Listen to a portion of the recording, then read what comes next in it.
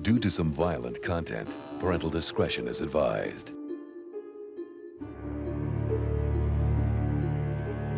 In the year 247 in the Age of Judges, Vartan was summoned home after the death of his father. Upon his return, Vartan discovered something evil festering beneath the city of Eterno. With the help of some very unlikely allies, Vartan works to uncover the mysteries of his hometown and put an end to the nightmares that plague his people.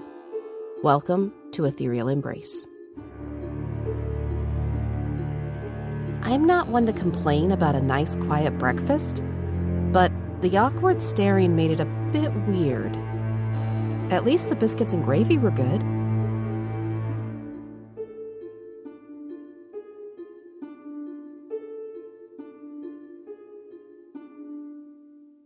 Day 2. In the last Stop Tavern and Inn. Tormund comes over to your booth, and Bree is next to him and says, "Do you have a spot for me to sit next to you? I have a few questions." You can sit next to me, Tormund. Very good. I'm next. Baya is next to. Oh, no. Hey, here, I'm going to stand up and be like, go ahead, get on in. All right. So he's puzzled looking at an empty seat next to Moragan, but he doesn't want to be rude and says, "Okay. Thank you. Bree, maybe you and Bastille could take the booth next to us, and then you'll be as close to me as you are trying to be." He seems a little annoyed. Like, they've been traveling for a while, and she's been up in his business for a hot minute. You get that, like, vibe. They're kind of like siblings that are sick of each other after a really long car ride. Because they're both kind of the bosses, but not the boss. But she sits down behind, and Bastille and Talmika look a little sad that they don't get to sit with Tormund. And he says, "Vartan, I am understanding of your hesitation to accept help from us, and that's fine. I don't want to press for it. But I am hoping for some insights into what is going on around here. Bastille has sent his reports, so I've had enough time to look at them. But what do you think is happening?"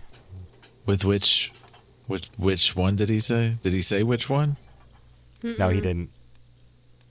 He's only going off the knowledge that was in the letters that were sent to him. So for him, it's kind of like a one-topic scenario. That is true. Yeah, and we asked Bastille everything he put in the letters. Yeah.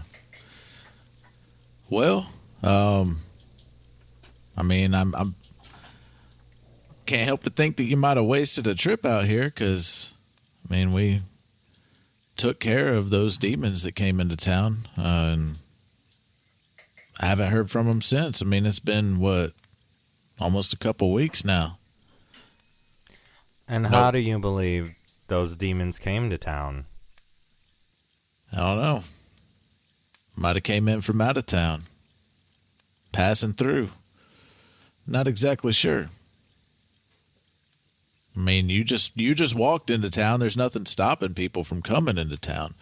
I think it might have just been an unfortunate happenstance, you know? Yeah, it happenstance, or it's just something that, just let dead demons lie, kind of thing. You don't have any fears of more demons attacking? You legitimately believe it is over? Yeah, gotta say I do. I mean, as you can see, we were pretty capable of dealing with it. So, I mean, if something were to happen again, I think we could take care of it, just like this murder. I think we'll be able to handle it. He pulls out a letter and sets it on the table and opens it up and says, "What about this cave that Bastille wrote about?" And you hear Bastille let out a sigh of disappointment that the letter got to Tormund. He's like, fuck.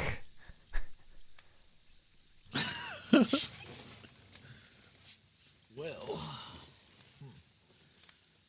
didn't we have a plan for that?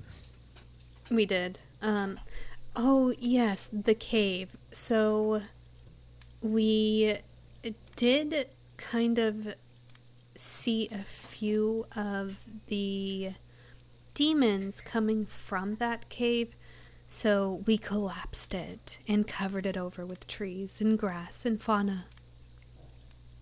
So, you collapsed the cave, and then you burn the demons and any evidence of their existence in this town.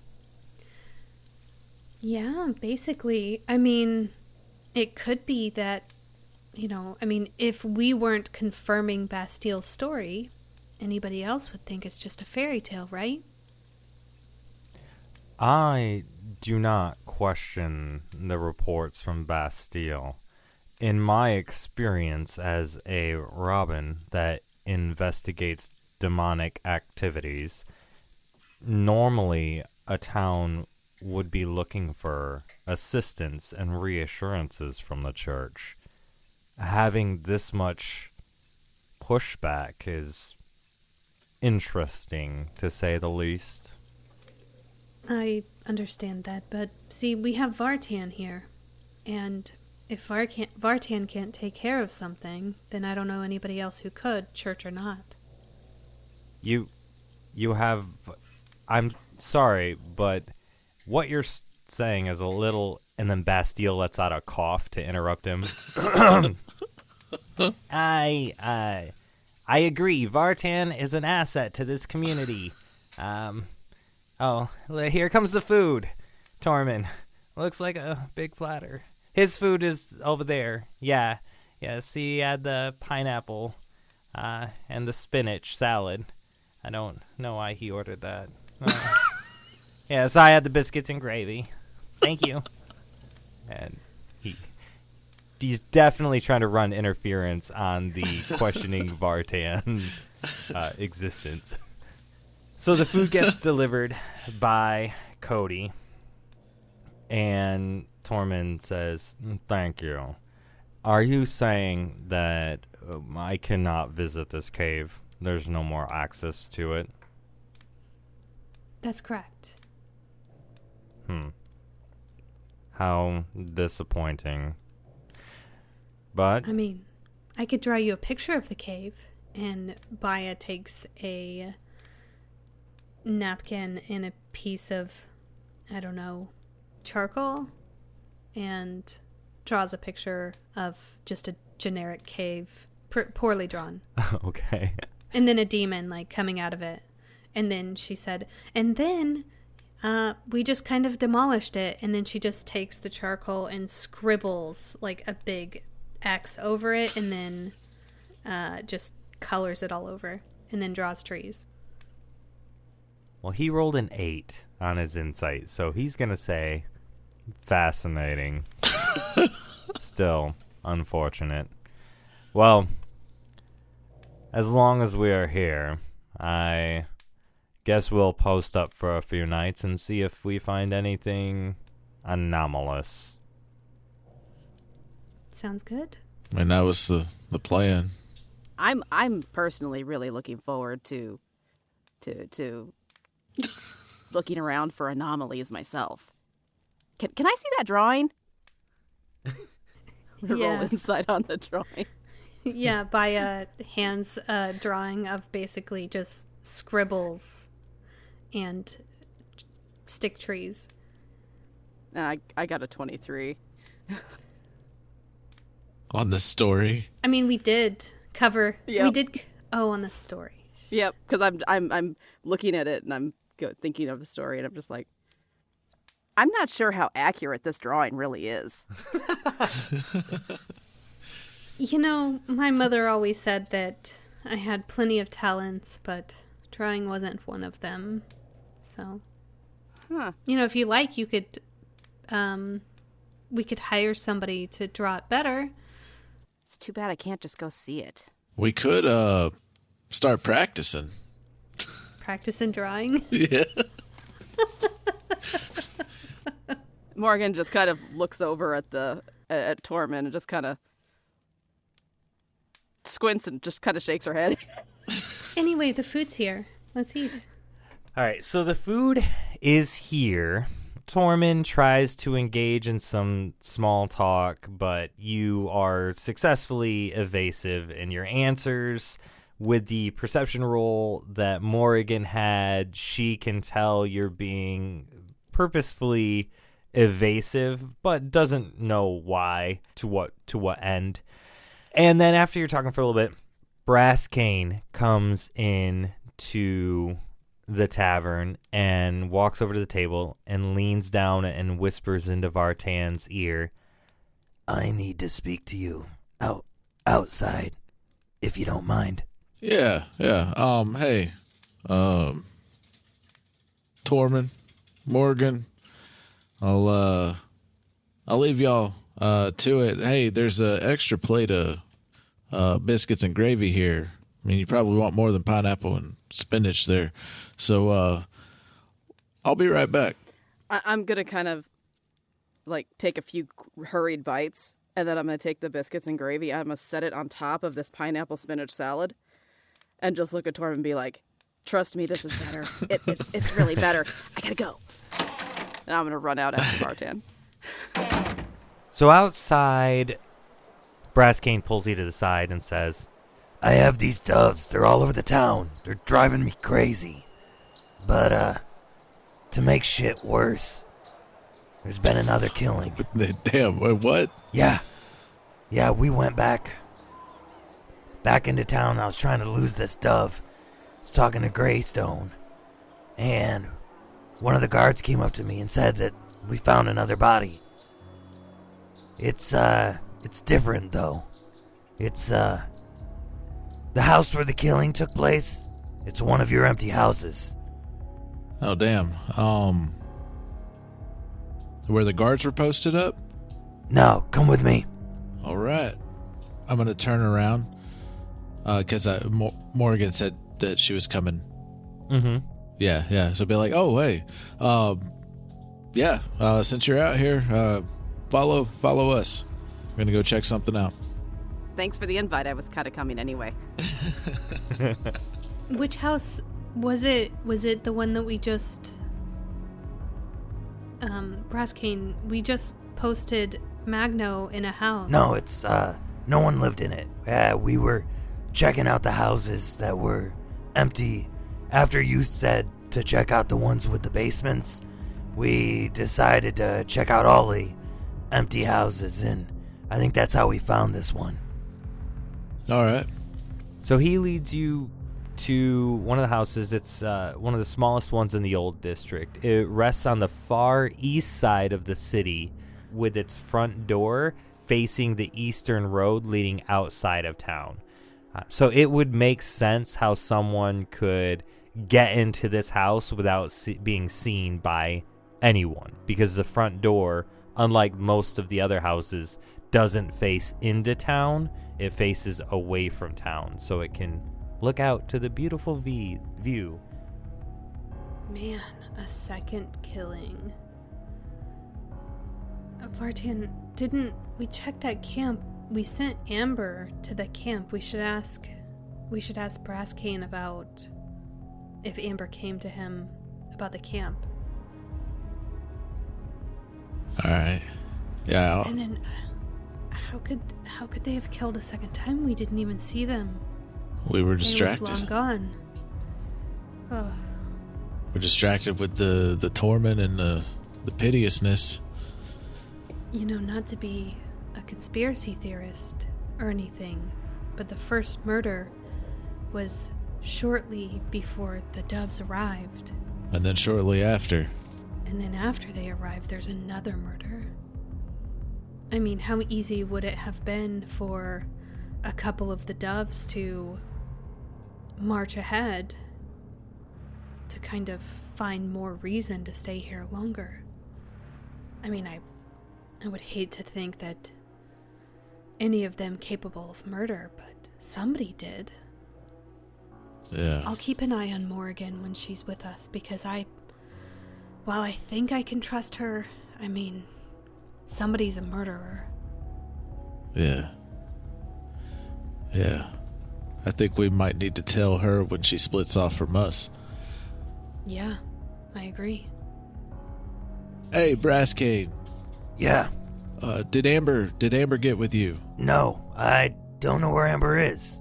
I sent her after she told me that Robin was here. I haven't seen her since. Yeah, we were having her check out something that we were investigating when she came to get us, and she said she was going to get a couple more guards and try and let you know. But I mean, you were with us for this front of that, so I'm guessing she got somebody. Yeah, I assume so, because I don't see any of my other guards around. So, I mean, some of them, but the few that were on duty, some of them are missing, so that tracks. Okay, all right. He comes up to the house, to the front door, and says, Hey, this house doesn't have a basement, so, the killing happened in the main room. Just a heads up, we're about to walk into it. Yeah, is it as bad as last time? Well, he opens the door, at least we didn't know this one. and he walks in to the house. Our heroes will be right back after these messages. Hello, listeners. If you are enjoying the show and would like to take a look at a way to support the cast while getting yourself some nice perks, please consider our Patreon. We offer ad-free listening as well as this entire season if you select the binge tier or higher on our Patreon. Plus, you'll be directly supporting our cast for their work, as our team over at Creative Typo have begun to pay our voice actors for our performances. So check out our Patreon at patreon.com/Creative Typo. I would also like to give a big shout out to our executive producer from Patreon, Nick Mead. Thank you, Mead. We truly appreciate your support. Now, back to the town of Eterno.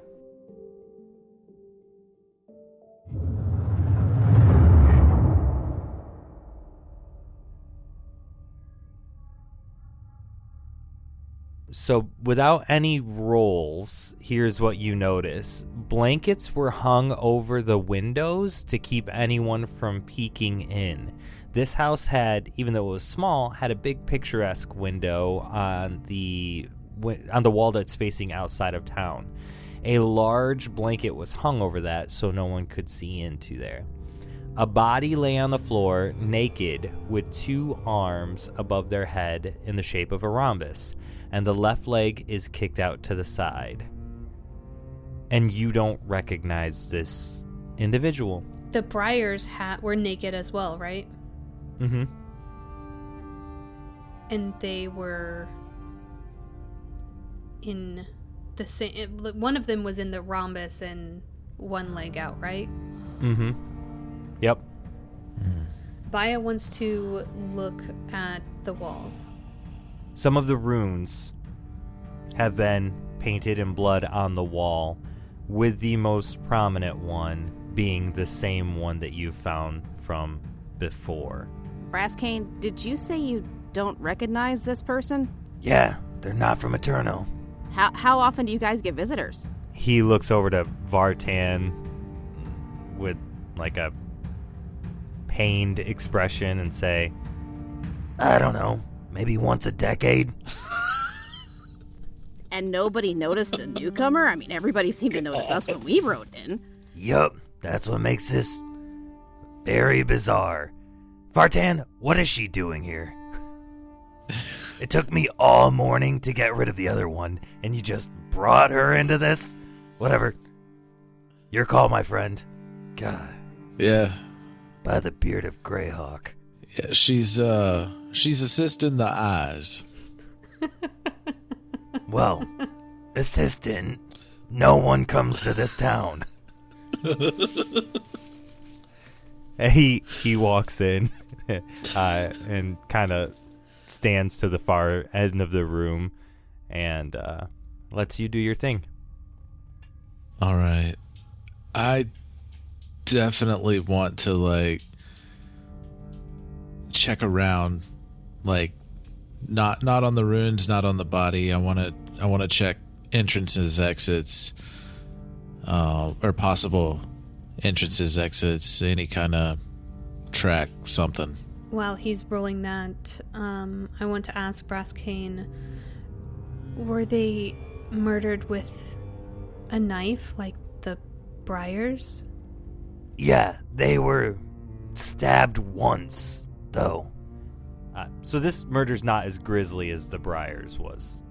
They were stabbed, it looks like, in the chest. I would assume the heart. Are there any defensive wounds? Are you looking at the body at all for this line of questioning with him? Okay, then you roll an investigation as well. Okay. I actually kind of want to look into the insight of this I would guess insight for there only being one stab wound. I don't want to say what I think, but because I might not know. But it would be related to my previous group. Your past? Yeah. Yep. And then, all right, so while you two are doing up those rolls, Moragan, what are you looking for walking into this scene? Well, I'm kind of listening to Brasscane and Vartan talking, and since I didn't see the previous murder, but I heard something about a single knife wound. Do I see the knife? No, there is no knife. Okay, can I search the room? And while I'm searching the room, I'm going to just kind of holler over my shoulder. So, is this a familiar sight to you? You keep talking about the other murder that we're also investigating. But this one seems to be stranger to you, other than just the fact that this person is a stranger. Please don't search places without us. And she whispers to Brasscane, she might be covering up evidence. Oh my god. Okay, so Moragan, you're looking around for the murder weapon, right? That's what your Yes. role is going to be? Okay, Yes. so you're searching for it, and that it's an empty house, so no one lives here. So there's no furniture, no dressers, nothing like that. So you can kind of quickly make your way around and look under or behind things that would be pretty easy to identify if there would be a missing knife there somewhere. All right, so everybody, what did you get for your rolls? And then we will talk through what those mean. 7. I got a 13 for investigation. For your investigation, you're still not investigating the bodies, right? You're trying to stay away from the bodies. You see the one knife wound, but you're investigating the rest of stuff again, like footprints, stuff like that. Yeah. And then you're just trying to make an insight roll onto the history or how that might connect. Okay, to your so past. I think the connection to my past is this person was a willing sacrifice to do this murder. It wasn't a murder; it was a sacrifice. So you're putting that together. I'm gonna say insight with advantage to see if you get that. Oh, well, I already had 21. That's good a then. 20. So Okay. And then Baya, what did you roll for your investigation on the corpse to resolve that? And then I'll go through them all. 16. Okay. Yeah, she was specifically looking for defensive wounds. And Baya, I also need an Arcana roll from you. Okay, Arcana is 14. For Moragan, you are walking around, looking behind things, moving doors, opening cupboards, trying to find a murder knife, but you don't find a murder knife anywhere. Not only that, you don't find any signs of any kind of struggle either. There's no blood splatter anywhere. There's no holes in a wall. There's no dents or anything out of the norm. It looks kind of just dusty and old. Baya, with your Arcana roll, you first recognize that the runes are kind of spread out, but the body is positioned in a way that matches that one specific rune.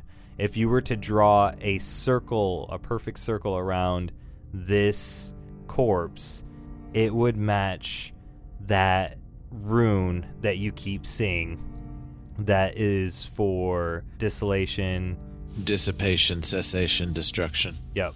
So you would note that, I mean, obviously it's a corpse, so you're kind of limited on how you can position it, but you can tell with how it's kicked out, how the arms are, how the head is twisted. They're trying to mimic that as much as possible. It's missing a couple things, but you can see now that that's kind of the detail behind them doing that. As far as the dagger for the insight roll goes, you would know that this is a willing sacrifice, that there would have been some kind of ritual that had went along with it. There probably would have been candles. It probably would have been a specific time of night or morning. There would have been a ritual to go with it, but the one knife wound, the being naked, the no struggle, you've seen this happen before. Baya, for your investigation on the body to see if there was any kind of struggle. Not only is there no other bruising or any kind of suspicious damage to the body that would tell you that there was a struggle, there is a bright red hint to the lips of the corpse. So not like a lipstick, but like a juice, like a berry juice, like a lot of it. So with your investigation check, you can see that this person drank poison first, probably before they were murdered. Also, on the inside of their left arm, there is a tattoo with a moon with a set of 4 black dots above it. And then finally, the last roll of all this was Vartan's investigation for the area around. Again, you do find some foot tracks that lead back out toward the woods. Oh shit. Okay, this might be kind of urgent. Baya. Yes. Come here for a second. What if they were doing this whenever we were out there? That's why the camp was empty. And we sent Amber and 2 other guards. Maybe they're arriving whenever they're arriving, kind of deal. But there were no footprints leading back to town. We lost track of them. They stopped at the camp. Oh, they used magic to cover the rest of their footprints. Yeah, the trees were guiding us, but we couldn't find a trail.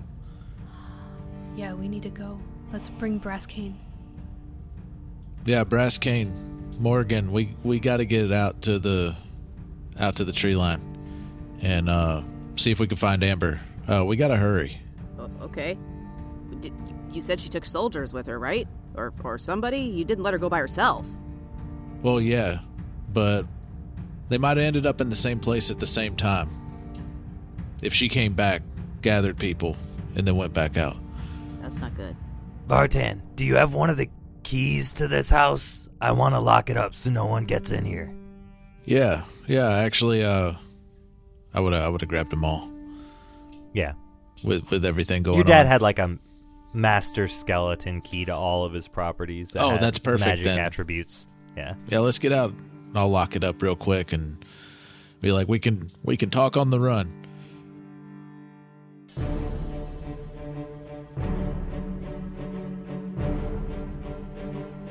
Thank you for listening to this episode of Ethereal Embrace, a creative Typo production. Vartan the Furbog Fighter is voiced and played by Adam Culbertson. Baya Rustin, the half-elf sorcerer, is voiced and played by Tisha. Moragan, the human monk, is voiced and played by Nari Kwak. And I am Nico, your GM. Please remember to drop us a 5-star rating and review on your favorite podcatcher. Music provided in part by Midnight Syndicate, makers of the original Dungeons & Dragons soundtrack. If you would like to support our show or any of our other shows, you can join our family of patrons at patreon.com/creative typo. Remember, be safe, we love you all, and and stay foolish.